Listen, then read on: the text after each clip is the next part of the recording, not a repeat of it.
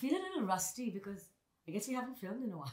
I feel Hello? that. I feel that. But you're excited about this episode. This is just what you love. Absolutely, right? Yeah, I know.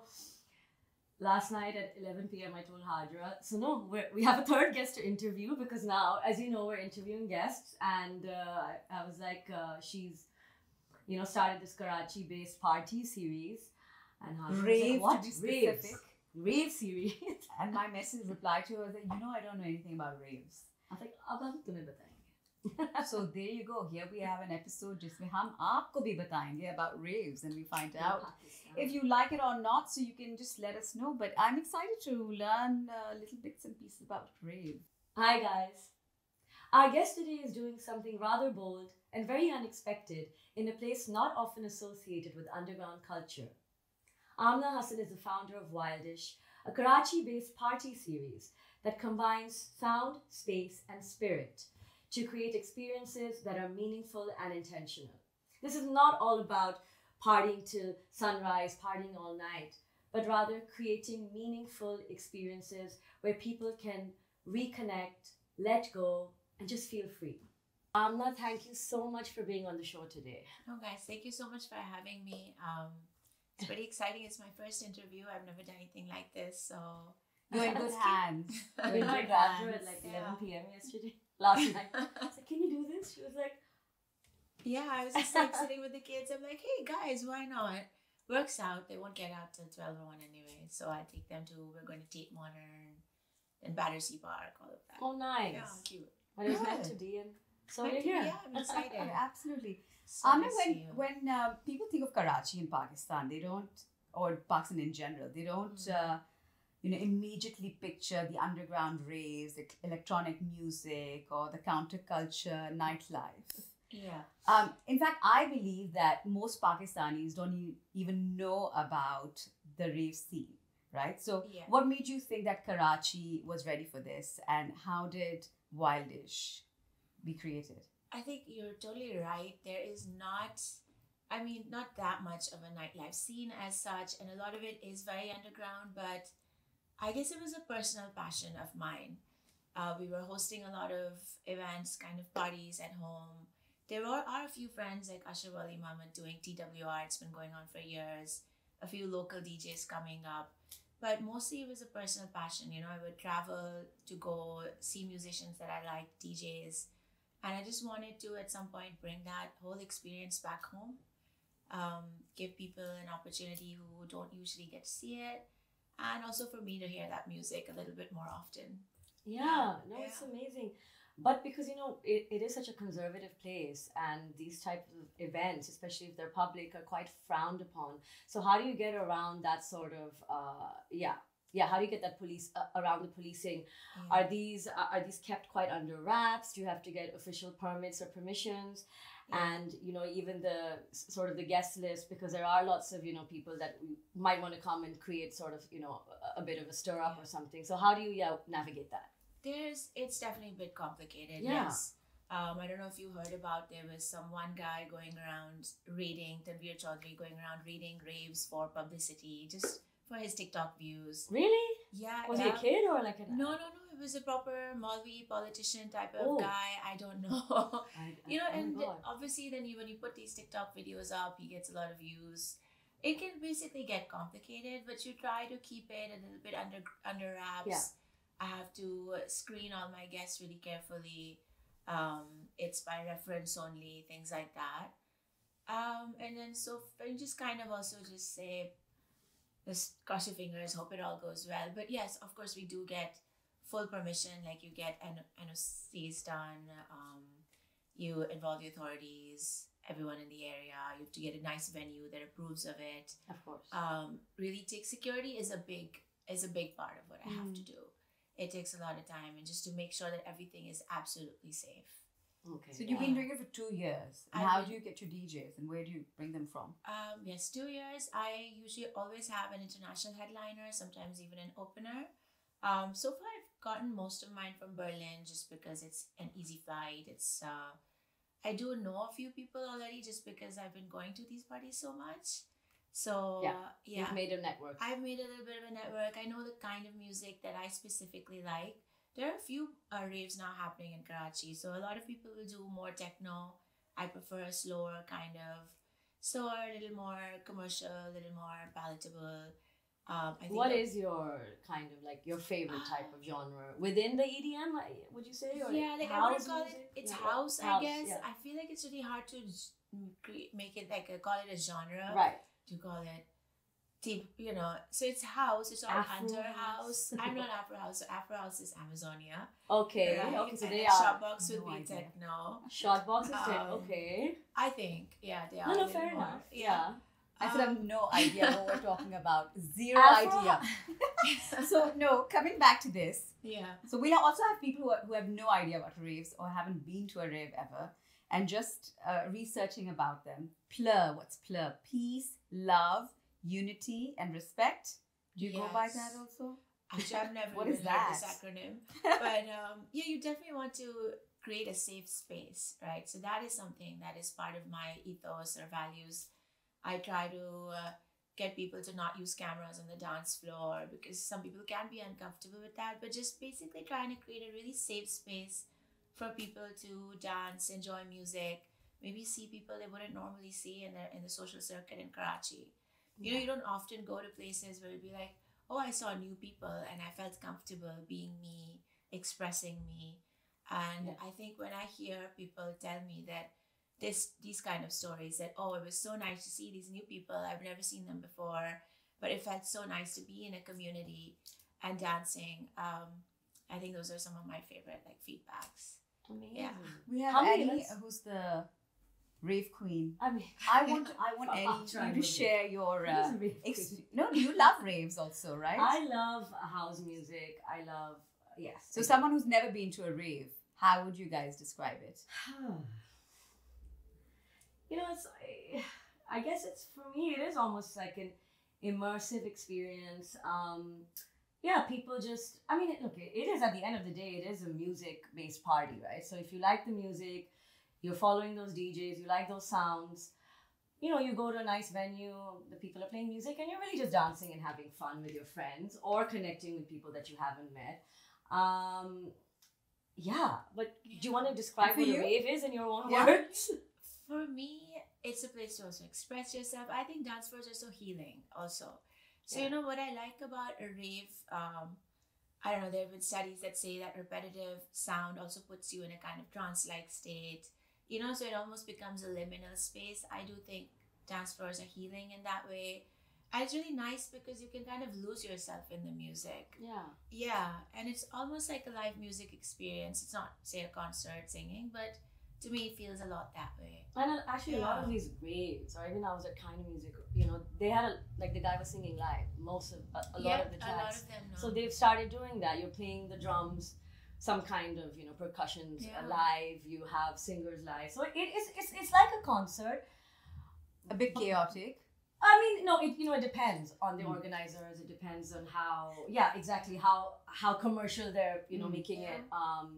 There's many of those events which are much smaller and they're curated very nicely and they're not that commercial and they're not that busy and people aren't pushing and shoving. And, you know, dancing is therapeutic to me. It's also a form of release. You know, I know we're talking a lot about trauma release and you're like, what have you quit? And we have another episode coming up on that. But I think dancing is definitely a form of release. Yeah, of course. I mean, No, I love dancing. I love music. I mean, I do enjoy concerts, but I don't even go to concerts as much. I still And have to raves take for you. me is a complete no-no. I went to one somewhere in a different country and I left within 20 minutes. Why is of it a being no-no? there. Okay, so I'll tell you why. And I'm sure a lot of people can relate to that. I feel it's claustrophobic. There are a lot of people generally do not prioritize their hygiene, so they're smelly and sweaty. I cannot deal with body odor and sweaty people. And then if you Fair want to enough. leave, you know, getting there is also a mission. Getting out of there can also be a mission. So you just can't get up and leave easily. it's just sound. I mean, concerts at least, you know, they've got seatings or they're standing. It's slightly civilized, and this can be very chaotic, right? And music is super loud so also. long to get in and out.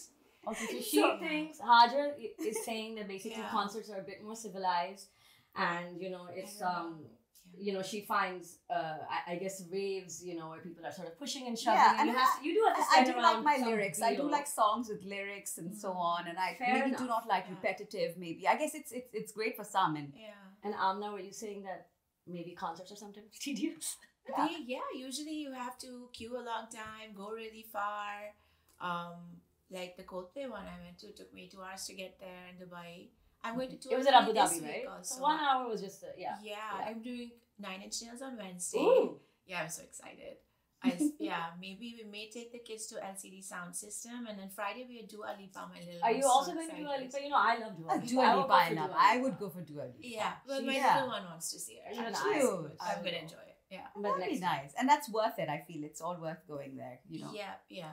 I think like any music event on that scale, even if it's small or big, whether it's Coldplay, I mean, we're going in September, or it'll be my first time, or if it's a rave, you have to love that music, because that's what's going to take you there. You're not going to go and get pushed and shoved and stand over there and, you know, dance your, you know, heart out for hours if you don't love the music. It's just not going to happen. So you probably went that time and it wasn't really your cup of tea, because you know. So for me, and I'm sure, I know for you, we're connecting with that music. And it's also 90% I think now raves, they've become a lot more holistic. A lot more holistic, and I guess a lot more common. They are like different in a way also. Like, while this is not really a rave where you're gonna get pushed or shoved, smell any body odor, or even face any difficulties getting there. Like, a big part of what I do is to make sure the venue is going to be close by. You don't have any issues getting in. It's a smooth entry in and out. The dance floor is not too busy. It's comfortable. There's proper ventilation everywhere. So I just feel like it's become so mainstream that it's almost, there are certain productions now where they expect you to do better. Like, my decorations have to look nice.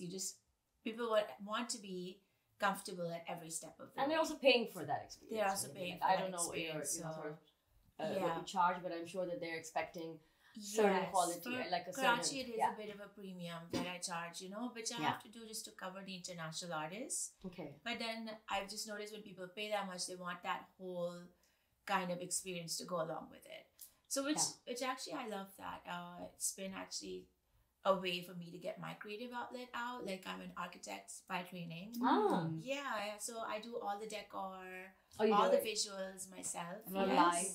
The lighting, like I stand with the lighting guy, the sound. I do every little step of the way. And so I've really enjoyed doing that whole process. And these locations are what, secret locations? People find out. Yeah, so I don't tell till the last minute for security reasons, but they're usually pretty like established, like formal locations. Like, I won't list them right now, you know, but they are proper venues that I use.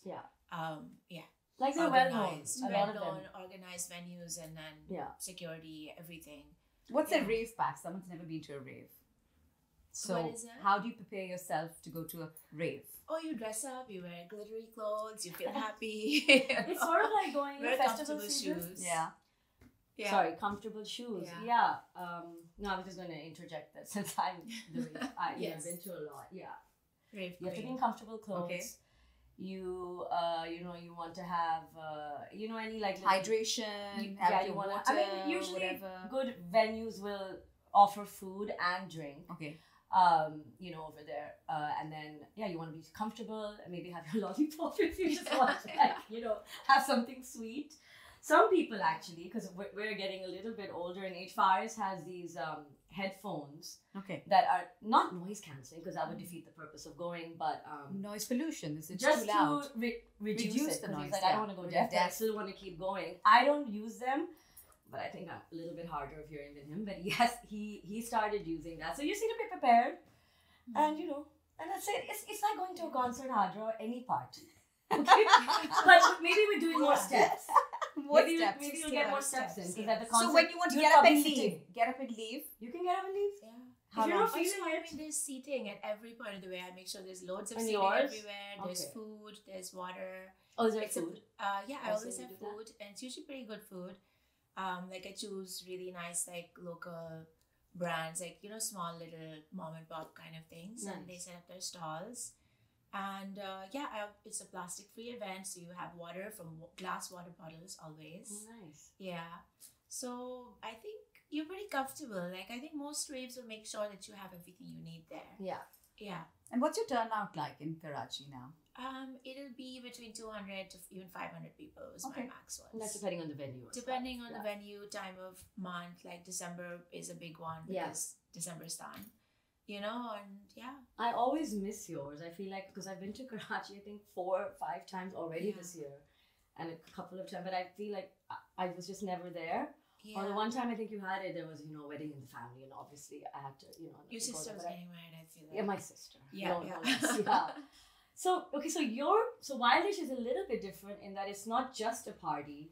It's not like people don't just immediately go and start dancing. You have this sort of wellness. I don't know if you Yeah. want to call it healing. Yeah. Sort of element to it, and I thought that was really, really, really cool. Can you tell us a little bit about that? Yeah, I guess when I started this, I just kept trying to put more of myself in it and little more activities, side things. So initially, I remember I had an astrologer reading Ooh. astrology charts once.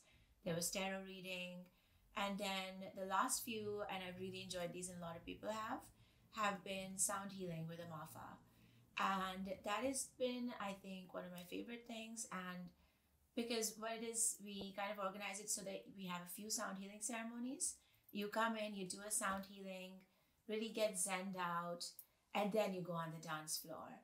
And even Amafa has told me, she's like, I see people walk in, walk up, and you're really like amped up and excited for this whole event and the music, you've got that going, but they lie down, do a whole 45-minute session. We have these silent headphones, you can really get into it.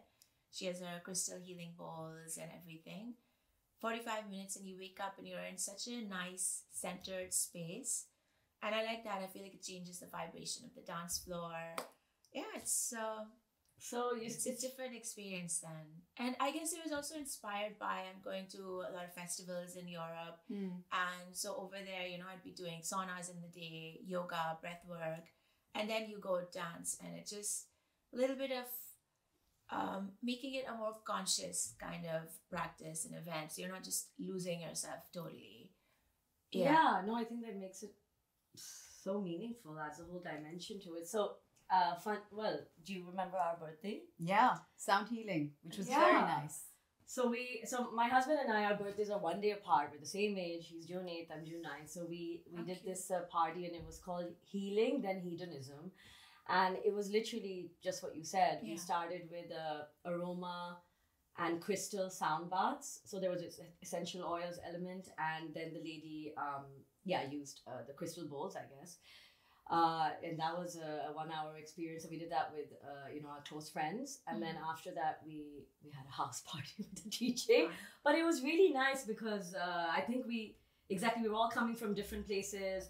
Everybody had all this stuff going in through their minds or whatever, and we all sort of together left the day behind, and we kind of shared this a really special time together, and then entered the next sort of realm, kind of on the same wavelength. Yeah, it was amazing. Did you That's enjoy it? No, Was that I your enjoyed first it. sound I- bath? First sound bath. And what did you think? It was good. I really enjoyed it because I slept. And You I were think just that's one of the fantastic. snorers? Probably I was one of the snorers. great. I mean, I love but if I was to choose between sound healing or a massage, I'd definitely go for a massage. Hajra hates something. She hates me. No, not hate, but I enjoy that more because you really need to focus. Because I had a lot of people and we exchanged notes on how they felt. I fell asleep, so it That's a really good worked on thing. me. I was really Yes. relaxed. Yeah. Yeah. But I guess when I spoke to other people, they couldn't connect because again, there were a lot of people. So to connect and to feel relaxed is not an easy thing, right? Yeah. So I guess because I enjoy my massage, and once I go in for my massage, I'm gone. I'm really done. So so I could feel it. But again, if I was to choose, I would go for a massage. Yeah. But I would still go for a sound healing Yeah. because I found that very relaxing, Yeah. really relaxing. But then transition from sound healing to a rave, What's tougher for you? I might Yeah. suffer. even yeah. Yeah. Even we were wondering, was that a waste of a session? Because we were like, or do you want to do something like that after all the partying and after like a hectic sort of weekend, and then you want to ground yourself? No, Yeah. I think it was We were- great. I don't know, like we were just wondering, and I was like, no, actually, because everybody sort of came together and then started the second portion. But I think there was a little bit of discussion: is that just a complete waste that you get into that space and then you go kind of No, I feel you get off. a taste of the sound healing, and you can Yeah. revisit it and do it if you want to do it in your own pace, and it was great. It's I want to everybody's- ask you the challenges of raves in Pakistan Yeah. because of culture and Yeah. how does it clash? How do you manage? Yeah, security, I guess. Yeah. Biggest thing. There's security. There's also the fact of just trying to get venues to agree because it's such a new thing. Yeah. A lot of them just don't want to deal with maybe the cultural implications, and they're also like. So I mean, to be what? clear, partying is frowned upon. Right, In the 70s, exactly. they shut down clubs. Yeah, and so I have casinos. to It was always all go banned. into a venue being like, it's a concert, and they just don't understand. They're like, so what is it again? What is Ay, happening? kya karenge aap? But exactly, there's especially for a woman to go in, there's Yes. absolute just disbelief. You are doing this, like there's total shock with all the people managing the venues. It's always just like a bit of a shock for them. Right? Yeah. And then you have to I think with every new person that you meet, you probably have to educate them, about the whole, and convince them. Yes, and there's very few venues that will be open-minded enough to be like, okay, fine, this is cultural or arts, and this is okay, and let you do it. Then they'll be like, okay, then end it at a ridiculous, very early. The one thing is also raves go on late. It's a Yeah. late night activity, and that's also a little tough to Well, get by in Karachi. They have started here, and even in fact throughout the summer in London and I mean all over Europe and all over the world, there's a lot of day raves now, Yeah. right? Which sort of Which end at would be sunset. ideal, but Karachi heat and the Yeah. fact that no one gets out before 11, You could only maybe do that Yeah. maybe in the Maybe. November to Feb time. Has Yeah. anyone done that? Maybe I've been no. to some day They parties. haven't. So these are all Because people indoors? just don't want to get out like in Karachi. Everyone's so busy in the day. Yeah, even a Sunday or So- Saturday, it's not happening. Sundays, even Saturday, they have their kids, they have this, Yeah. everyone. So even my opening DJs, when I get the internationals, I have to really push people like, please come by On time. on time. Which is we what put time? a lot into this. Early evening? So I don't think so. no, even like 9. I'm like 9, Oh. 10. Please just Okay. show And up for that. indoors or outdoors? It is usually outdoors. Yeah. Well, or sometimes I'll have the dance floor indoors. And then I'll always keep an outdoor area, poolside, nice places to hang out, chill. Yeah. So it's always like 50% of the party is hanging out, relaxing, and Right. 50% is dancing. And they're going between the They're spaces. going back and forth. Yeah. Yeah. Okay, but yeah, going back to, I guess, implication. And there's also the wrong kind of people trying to get in. Yeah. You have to make it it has to be couples only. Even the No mall scabs does that, right? You allowed. can't go to Dolmen Mall. Single men can't go. They can't go? I don't I think see they can go loads in of them many there. spaces, Single many men- parks, many Yeah. a group of 5-6 guys. Unfortunately, I'm not saying all the guys in Karachi or Islamabad or Lahore are necessarily gangsters or they're looking to create trouble, but it does happen, especially with youth. Yeah. Those young boys. They will not allow a bunch of single men without ladies Sadly, to go to even not a all mall. So men- forget it. Yeah. Yeah, not all men in Pakistan are I mean, not all everywhere, socialized but to sure, hang yeah. out with women. It's such Yeah, a culture of keeping it Yeah. separate Yeah. that I have to go through everyone's Insta, be like, does this person know is The there etiquette. the etiquette of being around a woman? There's so many people who've kind of wanted to come and I only see your mom on your page. I'm so sorry, you- no. Oh wow, that is so interesting. So you have this whole I- vetting process. Please Yeah, tell us the- okay. Yes, So- I have to go through their social media accounts because So there's an application to come to a rave. So most raves in Karachi all have an application, and you have to give permission to your Instagram account and have a What if you don't Like you have to one. open Have it for you to be proof. able to view it. Yes, yes. First of all. or reference. If it's a close reference, a friend says, "I know this guy." So it's Shinakti okay. card doesn't work. No. You have to make sure. Shanafti There card. have been many that we have to reject based on that is only your mother on your page. I can't trust you around other women. Sorry. Okay. That That and would- all of the organizers do the same thing. So what if the person doesn't have a social media account? then they have to have a good reference. You know, So if they don't have either, I'm sorry. then no, you just can't. You know, because it takes one person to ruin the experience for a lot of people. everybody. Yes. How is this this cleric, I guess, that you were talking about, been able to come and cause disruption? Has that been at your events or some of the other events? There were some other events that he did this at first. How did he get in? Yeah. You know, I think there was one event, one venue where he was kind of in cahoots with the police in that area, and he managed to raid it. That's where it started. And they took loads of, you know, videos of girls coming out, and of course they're harassing them. There's a lot of trauma based around that. You know, then people in Karachi were even hesitant to come. My event was the next weekend after that, and I'm like, oh, lovely. So there was a lot of insecurity, people but still, you know, I really appreciated a lot of people came out and supported. Specifically for that reason, they're like, look, I know how hard it is to do this. It's not okay for someone to just come in on absolutely no basis and ruin safety security for the rest of us Karachiites. Like, it's not okay. So a lot of people did actually come and support me, which was nice. That's okay. Yeah. And he did show up at the gate, but I just he did? Yeah, but I just made sure I had a lot of security to deal with it. So the police obviously have to be sort of given their And that even happens for Mehndis and Shadis, to be fair. All hands need to be greased, you know. Let's just be clear. If you want to have a shadi even in your own house and it's going to go on, you have to pay somebody off, right? You have to do that. Otherwise, they will show up. It's just such a poor country that everybody needs their hand out because, you know, and it's just, that's how it is.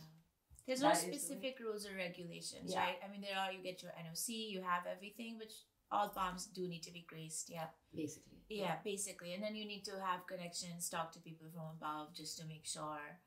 Tell us about your upcoming events that you have after you attend all the concerts and events. Your holiday. Yeah, I've just been taking a few months off, you know, just kind of self-care, advocation. Also, it's so hot in Karachi. So explain that advocation is hard in Karachi. No, it's I said it's just super hot in Karachi. Oh, super hot in Karachi. Yeah. Oh my God, It's vacation. so hot. I've been vacationing and then just kind of doing some trainings. I've been going to Peru, things like that. Things for myself. And then with the heat also, I don't want sweaty, smelly raves, you know, so. So you don't do them in the summer, I guess. I don't do them in the summer. There's no good air-conditioned venue. Yeah. And I do like the outdoor aspect of it also. So I'll start again October, November, and then do it through till March. Yeah. I want to do once a month. Let's see how it goes. I would love to also try to do anything in some other cities or other cool venues. Yeah, you said you were going to the north, or you plan to I would like scout to scout and look. I know they have some cool places up in the hills in Islamabad. That would be lovely. Yeah. So that's kind of what I would like to look towards. But let's see how it goes. And then the sort of the people that you would invite, or they would buy tickets, would they have to be local to those regions, or then will you do a package where you're sort of taking them? Because if you do it in the north, even in the hills of Islamabad, how many people are in Islam? I don't know. Have you thought Islamabad about that? has a bit of a scene, actually. They do have quite a few raves happening in the hills. Okay. So it would probably be a lot from there. And then if Karachiites come, Lahoris would definitely come. Already people from Lahore, Islamabad, Dubai do come to Wildish. A few. So which is kind of nice. Yeah. So I think people in Islamabad do know about Wildish, are keen. I would hope that they would come. Yeah. I guess until you do it, you don't know. I really want to come. I hope the times align. I hope you're able to. Yeah. What about Sounds you? great. Next time, Karachi, Wildish? You think? Of course. You have to say yes. Isme bhi nahi. I haven't been to Karachi back the invite. No. Thank you so much, Amna. This was great. And hope you have a great time in London, Peru, and wherever you go. Yeah. And Ainy will be at your event next. 100%. Definitely. Yes. I'm sure December you'll make it. I will make it. I will. I'm going to come. Yeah, hopefully. Yeah. Thank you so much for being with us. So, Hajra, will you come with me to a rave? No. Still no. Will you come with me for sound healing? Sound healing, I'd definitely come. I'll tell you will. I would. Sure. Or we can go for a massage after. I love massage. Absolutely. I'll take you for a massage after the sound healing. Done. Absolutely. Yes.